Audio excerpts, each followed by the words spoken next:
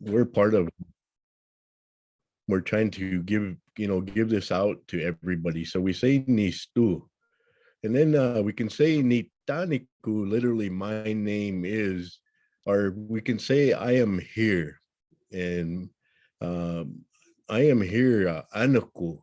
I'm here right now at this moment speaking to all the people that are involved right here. And we talk to the people. We say, "Okay, nistu aniko, titsikami okitopi." So my name is White Swan Rider. It was given to me in 2005. Before that time, my name was, they just called me literally Peak C, the spirit of a bird. And I had that name from all the way through when we started looking at individually starting to bring our naming system back. And that's something that I'll talk a little bit about today. So um, to help people gain an understanding. So when you're in a classroom and you're trying to develop and bring culture into a school, the general thought process is what we're looking for as a teacher. We're trying to help out and gain an understanding from all the people who want to become involved with learning the cultures of our tribal people here in Montana. And so okay, nistu anako kitsigami okitopi. My name, White Swan Rider, was actually my grandfather's name.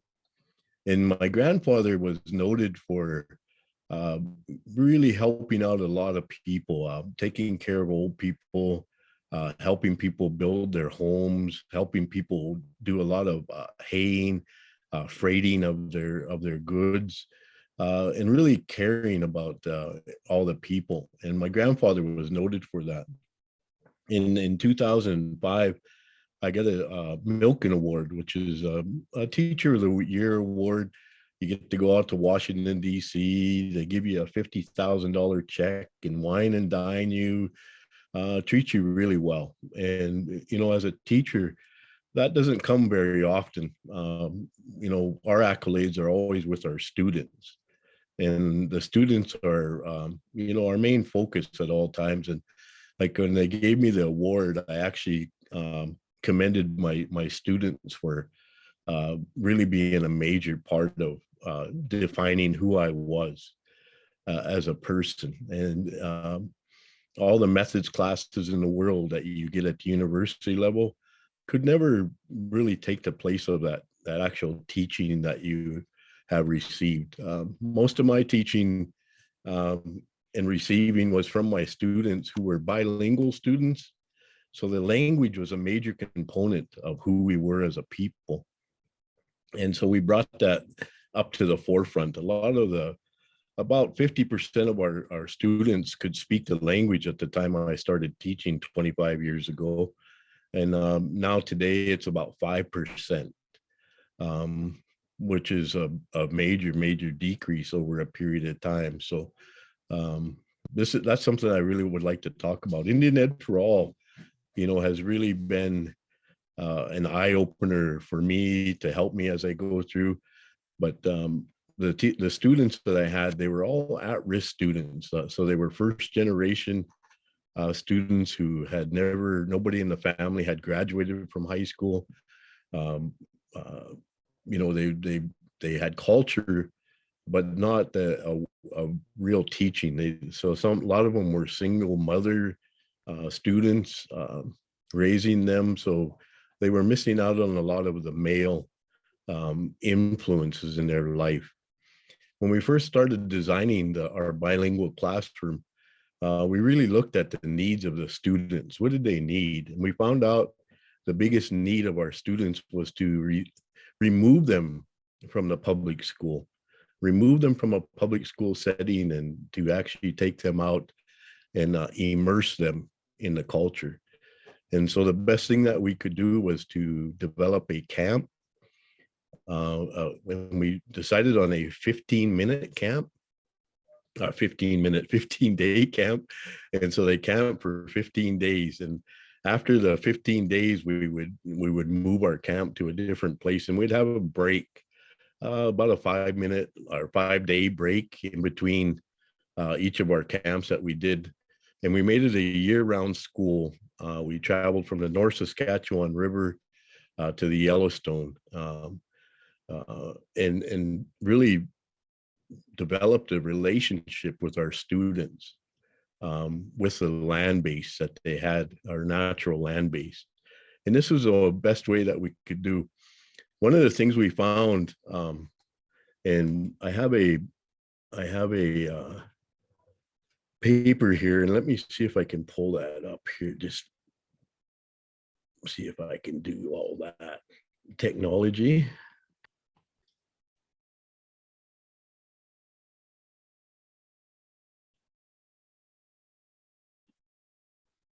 Are we able to see that? Not yet. Okay.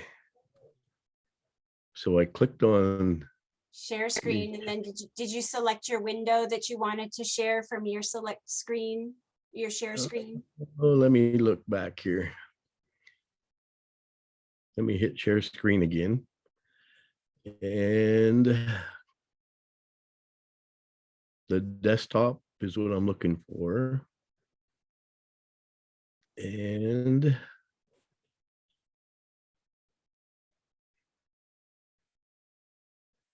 share.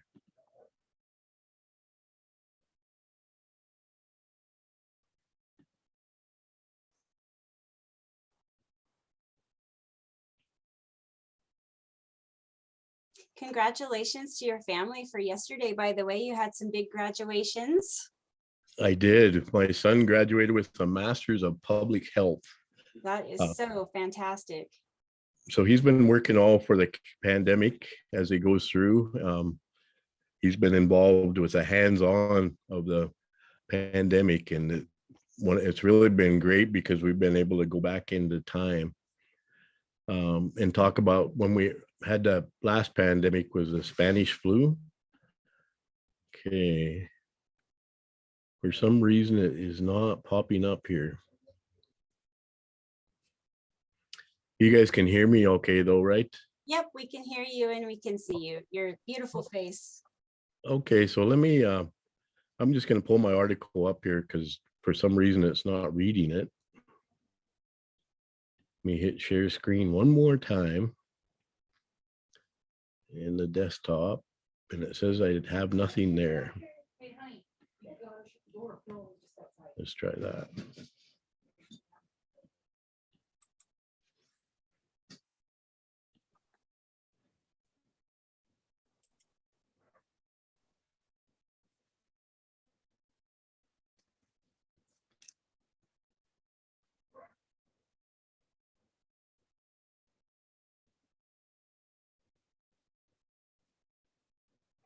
Okay, so it's for some reason, I'm at my nephew's house right now and working with his stuff here.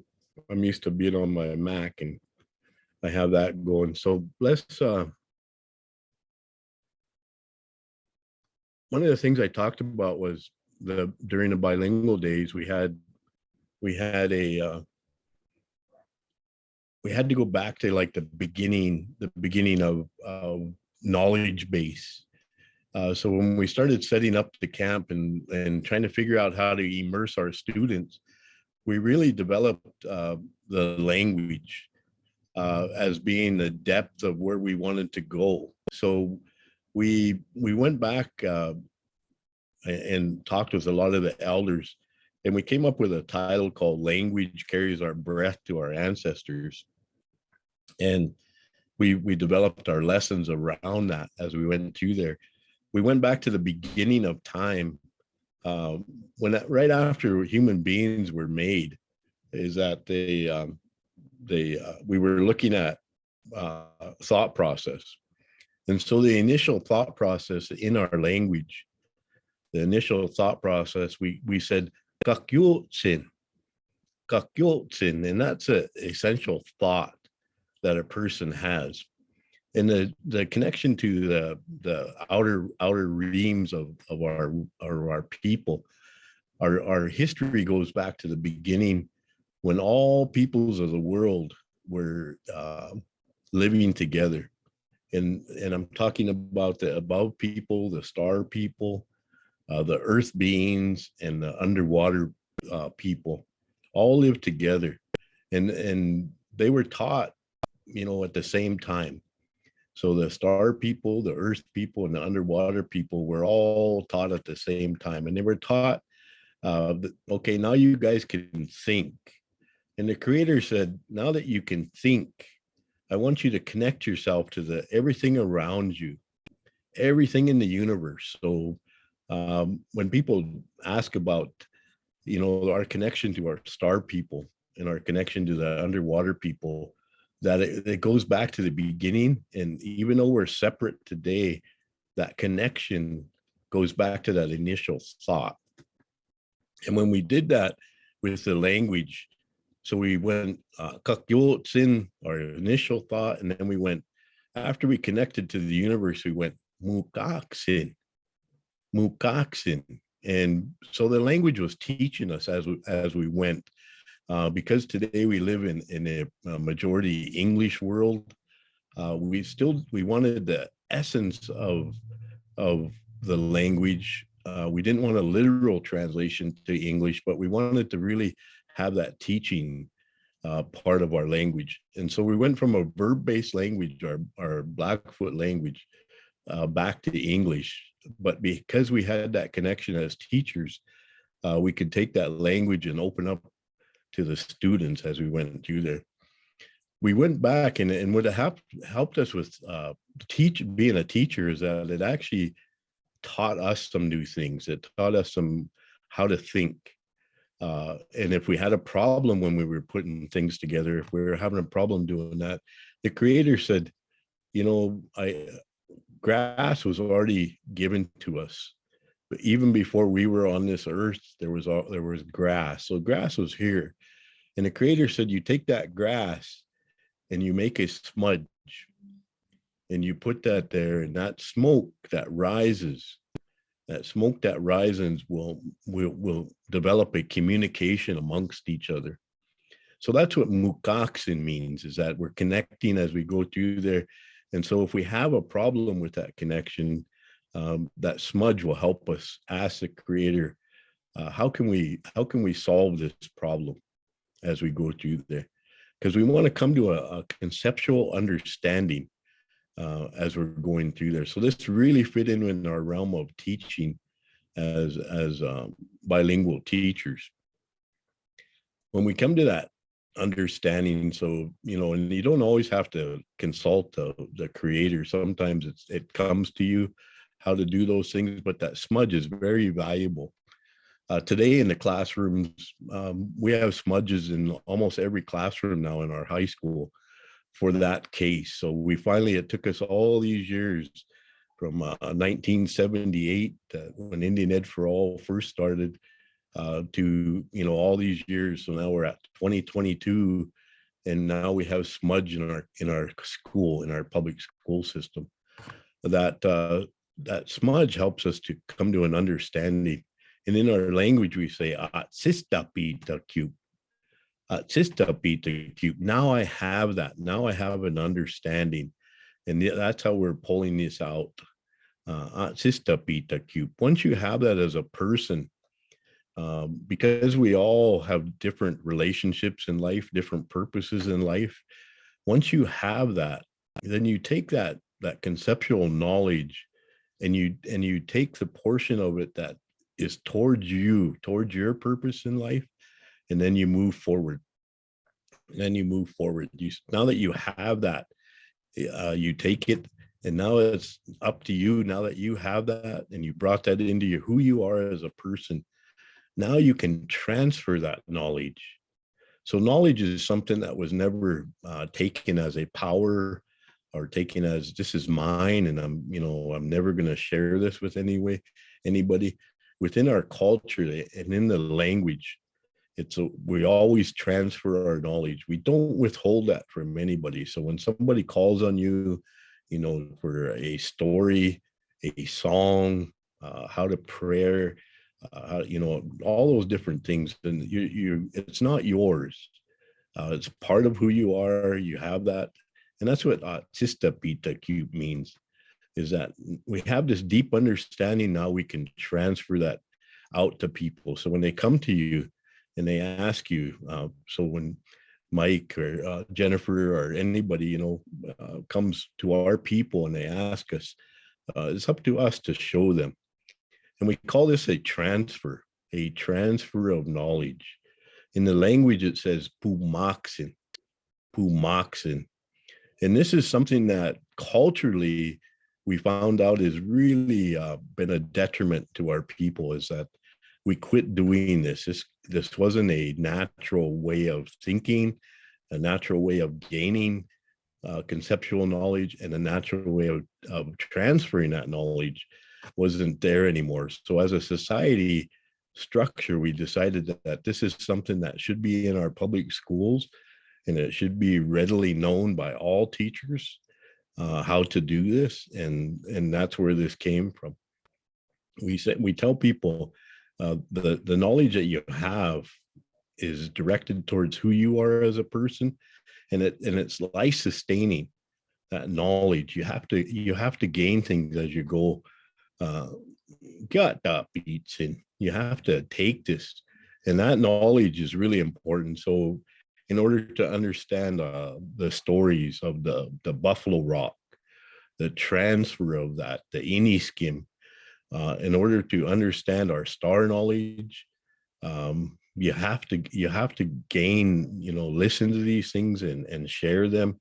And like I've been telling teachers all these years, is that, you know, it's like becoming a baby again when you're trying to immerse yourself into a culture, is that you're in direct learning.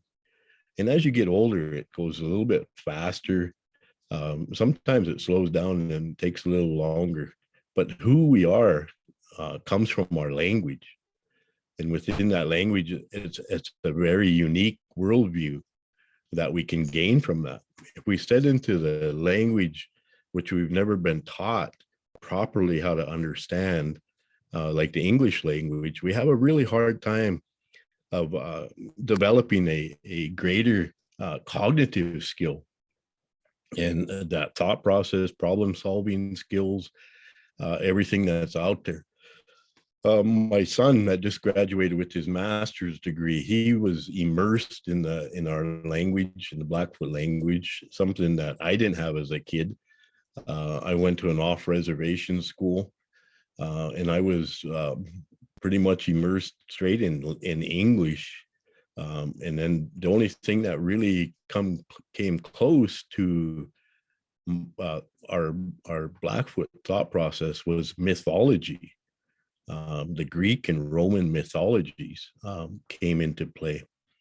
And you know, since I've been teaching for this long, I really found out, especially in the star stories, that all peoples of the world had these stories, and they were so, you know, important to us to share with one another. And a lot of peoples in the world kind of forgot their stories, kind of forgot their past. And now they're going back and they're trying to find them. And what we've done as Native people is we've said we can help with that, because we still have that development of how to do things. Languages, the Native languages, like all the grandmas always had 6 or 7 Native languages that they could speak. The men, we were a little bit more on sign language and other things out there, but we picked up a lot of language, but we're not as good. Females have the cognitive skill, and they're very divergent thinkers. You know, I've never met a female actually in my life that didn't have a higher order thought process. It's really hard for me, even at home. I tell people, you know, our females are so distinct. And if you look at the language of the female, we call them aki, which translates out to the center of who we are. And that really becomes a big proponent when you're thinking about teaching and how we go through there. in our way of learning from conception on is all maternalistic. It's all matriarchal, all the way from conception to till you get ready to move on into adulthood. The females are in charge of that thought process, and that, I think that's pretty strong in almost all cases. All Native peoples of the world is all that way. Our language and our culture is relational. It's tied to everything around us. So if you go back to the first thought where we connected ourselves to the universe, the language ties us to our belief system, and it also teaches us that everything and everybody around us is interconnected. So when you hear a Blackfoot speaker, when you hear them say, "Okay, Nixukuax," people they started translating it so much into English, they said it just means my relatives. But it actually is bigger than that in the language. It tells us that we're all interconnected. We all have a connection as we go through there. Language is about connections and relationship. There's a spirit and a life that language has that is very important in all of our native languages. We found out now that if we're teaching in the classroom, all the way from those bilingual days all the way through, that we can actually the Blackfoot language is our universe and our university, so that we can take students' thought process so far from being, just regular thinkers to higher order thinkers in a short period of time. We quit teaching the Blackfoot language as a literal translation to English, and we went back to the actual thought process. So we're trying to develop Blackfoot thinkers, or Blackfoot way of knowing. We're trying to develop that as we go through, and it has opened up many lives, from our people. We're starting to look at them, like the graduation here at U of M yesterday. 7 of the 15 people there that were getting master's and doctorate degrees were all immersed in our language.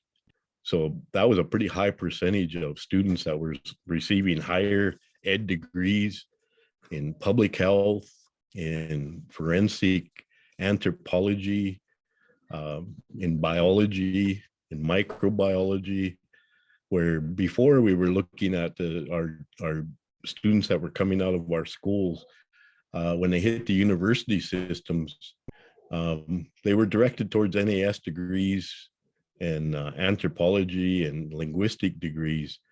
And we kind of overwhelmed that market as we went through there. We overwhelmed that. And one of the things we want to look at today is that developing that thought process and way of teaching. So Indian Ed for All has really brought us a long ways as Native people and teachers here in Montana.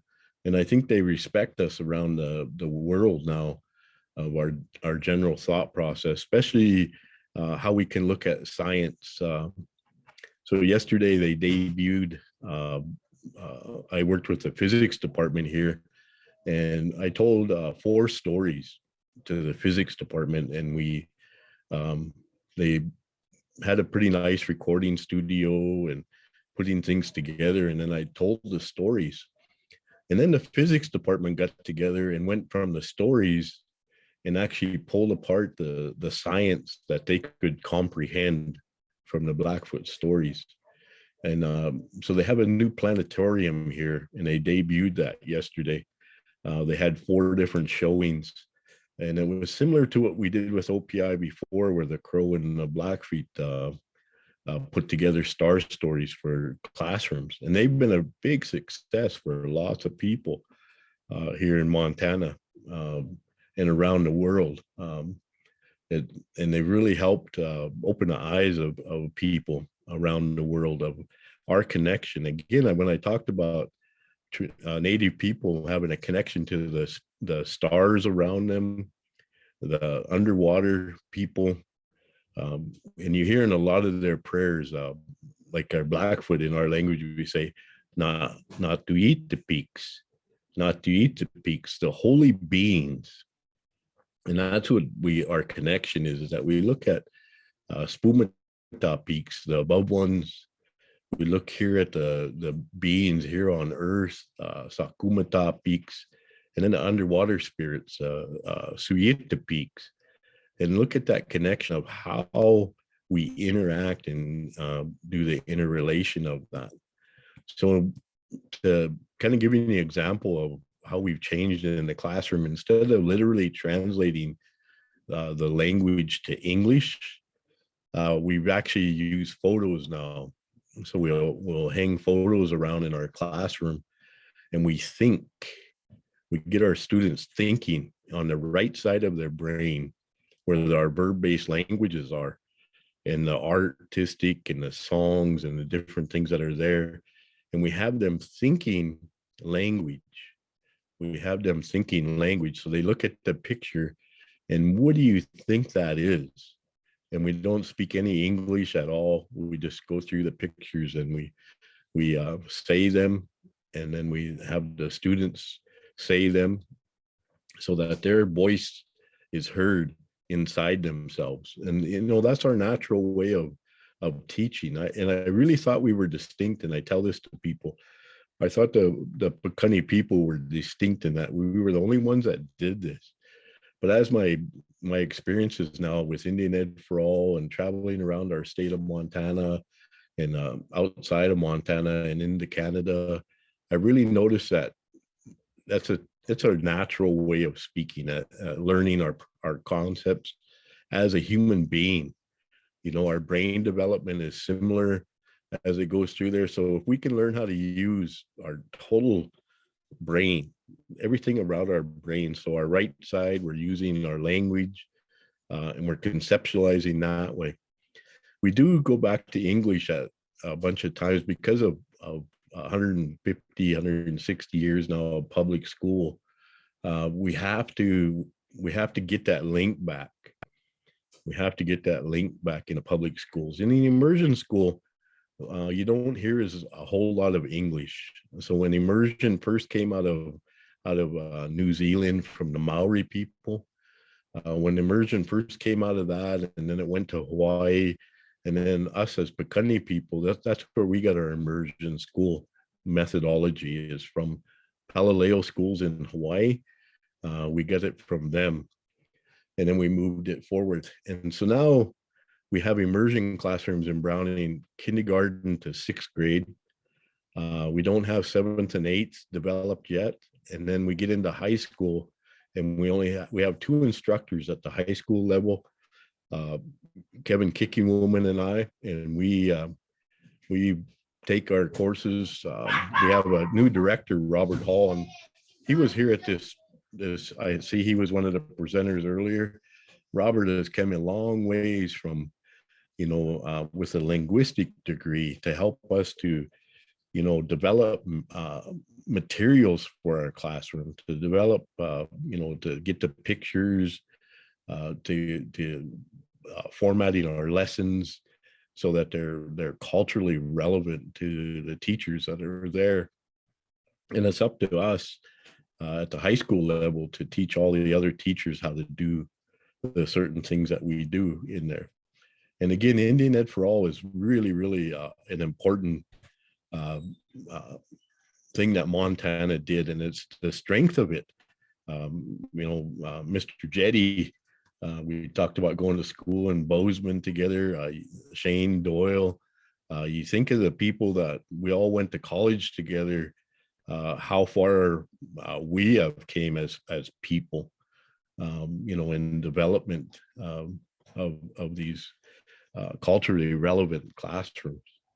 The star stories that were developed, we still use them every day. I actually clear my classroom out, and I bring in the Star Lodge, bring it inside the classroom. And for those around the state, I know the Museum of the Rockies still has those available, but most of our community colleges all purchased the star domes that are there, and I hope they're not in storage. When we first get them, they stayed in storage for a long time. We finally developed, we finally realized as a uh, teaching core that we needed to go out and teach people how to use these domes, these star domes, and that's what the ease and the comfort that we can do to help teachers to learn how to move forward in their classroom and take away some of that fear, even amongst our people, the fear and the shameness of not knowing or not understanding. That has to be gone. We have to get rid of that fear. We need to have no fear as we go through there. I'm a society leader, Kanatsu Mataks, the Brave Dog Society, and that's one of the things that we dwell on, is that we were always noted for no fear, but today we have to teach people how to have no fear and how to go forward in their life, and don't be afraid of making mistakes, because mistakes are the way to learn. And if you can get the youth to get past those defense mechanisms, and I really noticed it with our students, like programs like Upward Bound that they have to help us to get into the college world. Watch our students after a few weeks of being on campus to lower those defense mechanisms that they develop living on reservations, lowering that, and where they can actually start learning again, and the big change in their life. And their data shows right away that the majority of their students go on to 4-year institutes. Our tribal colleges the same way. They've really noticed through the years now that once we immersed the students in our culture and our language at the community college level, those students have a bigger success. In public school, we're back in line, we're following in line again, but now instead of asking permission to do things, we're actually just go ahead and do them. And then let them look at the results of a student who may have been at risk or may have been a first generation in the family to do things, and to see what that culture did, to see what it did for their purposes in life. Did it awaken a sense of a powerful identity, instead of that shameness where they felt like they had to go. Like I just told one of my nephews today, when I graduated from Cutbank High School, the counselor told me there, you have these universities to pick from, Mr. Bird. You have the Army, you have the Air Force, and just went down the line, the Navy, the Marines, and I ended up picking the Army, thinking that because I was first generation, I didn't know anything about those things. But my goal was to always be a teacher. My grandparents directed me, said, you're a good teacher, you're a good cook, you're good, that type of thing. And to become a chemist from those type of things, from the old people saying, we see this in you, and that help as they go. The classroom we have to connect it not only to the universe around us, but our direct communities around us. We have to open those doors up. We have to bring those people in that know the stories. We have to bring those elders in from our communities that have went through a sense of public school and show them that school has changed, that we're back, the cultures of being allowed, the teachings of the native peoples around our state are allowed, the stories are allowed, the interconnectedness is allowed, and it's promoted. And those are things that we really have to look at as native people. I this pandemic, working with the Zoom is it's so hard for a person that I like to interconnect with other people. I like to be involved with other people. And when you see names and you see emojis and you see different things up there, it's really, really difficult. Like I know Mike Jetty's probably telling a joke behind the lines right now about things there, and I miss that because we have to have those type of things in our classrooms. We have to have that interconnected with the people that are around us. Uh, Best practices has always been my favorite conferences to go to every year. And I this time frame that I have right now, I kind of laughed at it a little bit because the first time I did the uh, presentation at Indian Ed for All, it was this time slot right here, and almost everybody was leaving for home. So there wasn't very many people left behind as they went through there. But I see there's a few more today, and which is great. And this interconnected of us educators around the state to help one another to become successful, to share one another's cultures, our languages, so that we can tell our stories. And if you have questions, like the physics department here at U of M doing that. And I also did that for the Museum of the Rockies. And I did it down at the Historical Society in Helena. You know, our we have to connect with everything and be allowed to, like I started my presentation off with, once you gain that knowledge and you reach out, that is mine now. That knowledge I just gained, and I'm putting it here in my heart. Once I have that, then I can transfer that knowledge to other people. So if anybody here that wants to learn as they go through there, they know, oh, okay, I heard Leo Bird talk, and he kind of knew quite a bit about this. I'm going to ask him, you know, how to present yourself to ask to other people is really important. You know, to the humble, you be humble and come and see somebody and say, you know, that I have an interest, that what you said gives me a connection, huh? As a connection as they go through. Um, and that's our duty as Native people here in the state. And that fear, we have to get over that fear and the connection that we had, because the early peoples of Montana, you know, there was some that were here to just take, but a lot of the early peoples here in Montana, the ones that have been here 7 and 8 generations, there was always a sharing amongst the tribal people. So the people that lived up around the Sweetgrass Hills, they have good stories of being a part of our Native communities. The people during the Depression era who used to bring their kids up to and talk to the kids, they would bring them up into the reservation because they knew how knew how to live in a depressed era. So they have kids from Conrad and Shodo.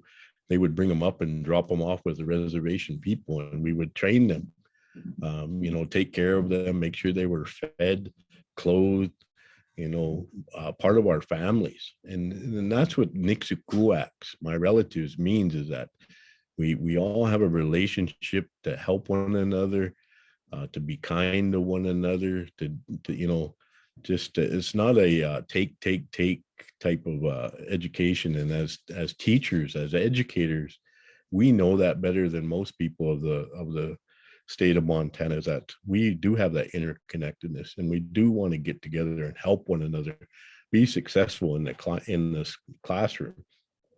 Our ultimate goal is that the students are able to go out and to live as a human beings.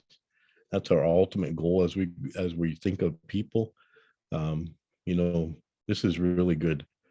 This is really good stuff, the Indian Ed for All. So I'm glad to hear and see everybody, even though all I see is your names as they go through there.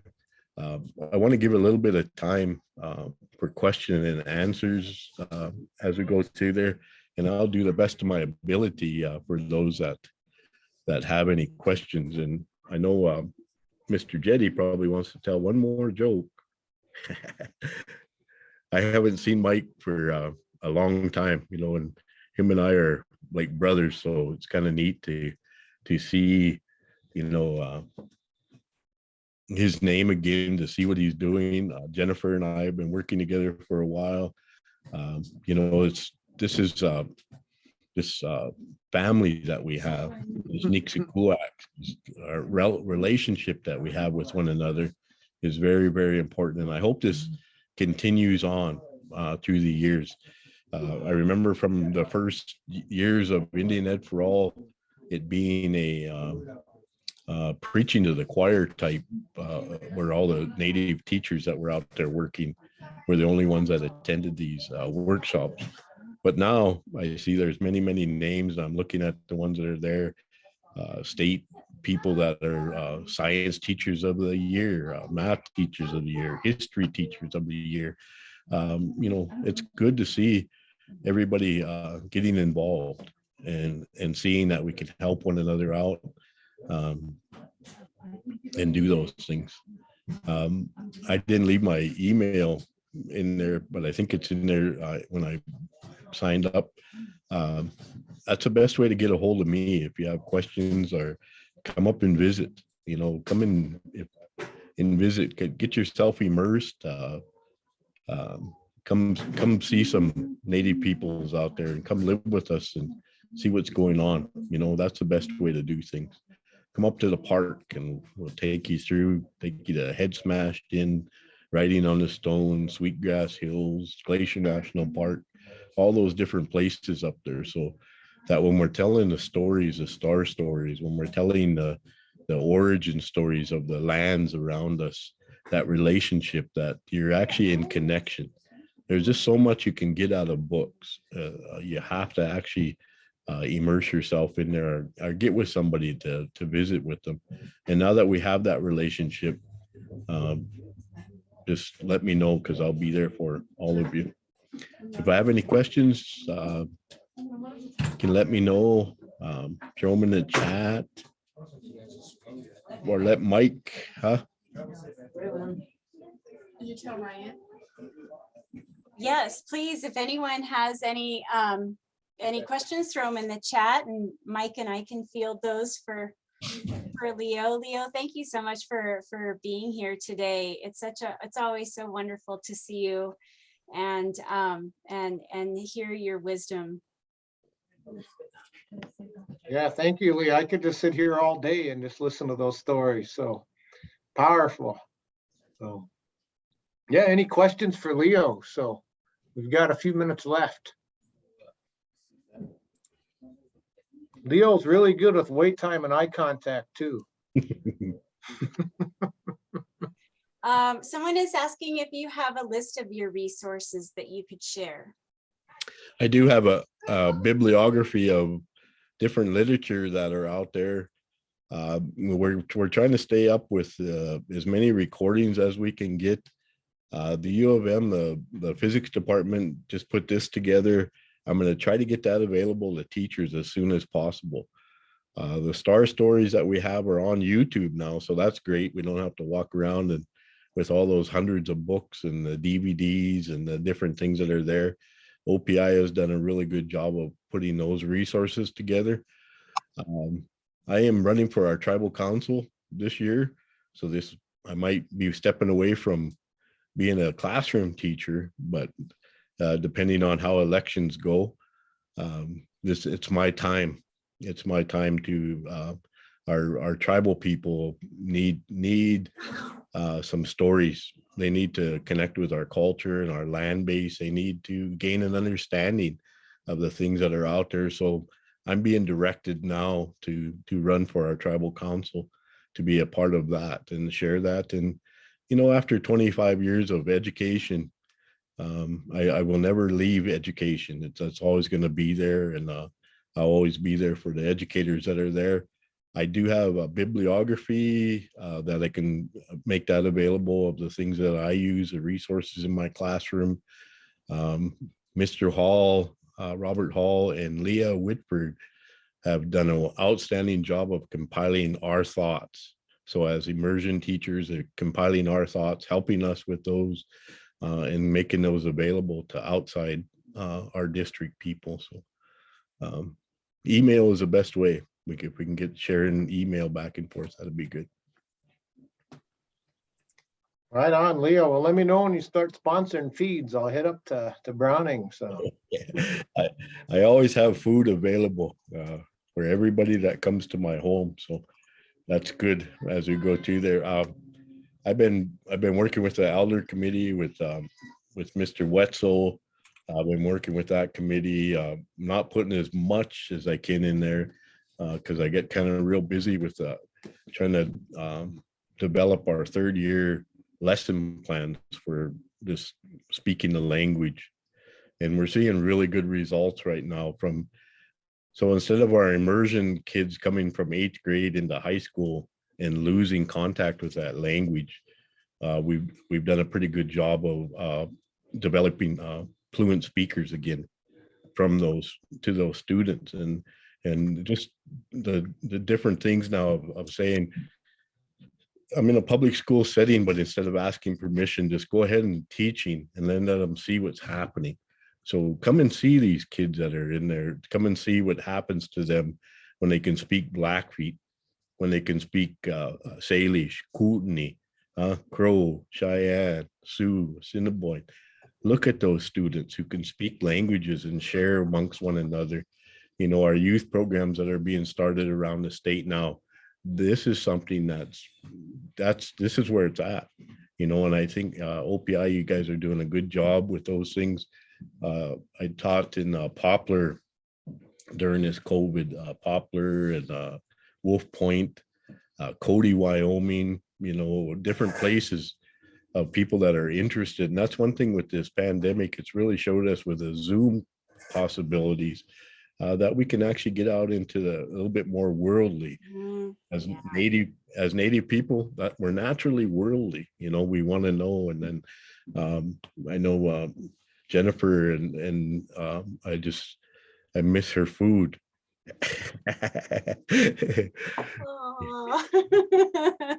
She has good food. She has good heart, you know, and that's why she's done so well with us at OPI. Is a good thing as you go through there. And Mr. Jetty, I love you, brother, and you keep up your good work. Huh?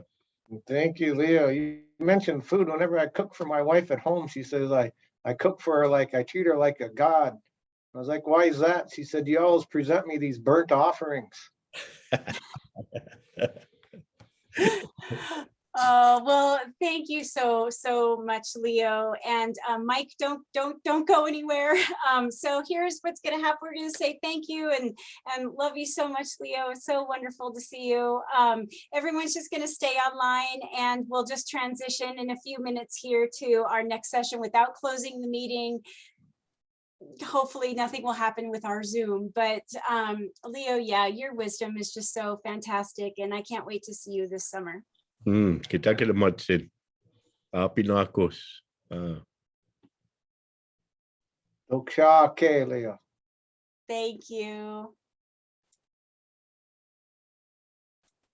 Okay, Mike Jetty, you are no longer a co-host, so I believe that means you can leave, and you can unmute too, and you can talk to me. All right, so it's not my fault if I head out and close the meeting.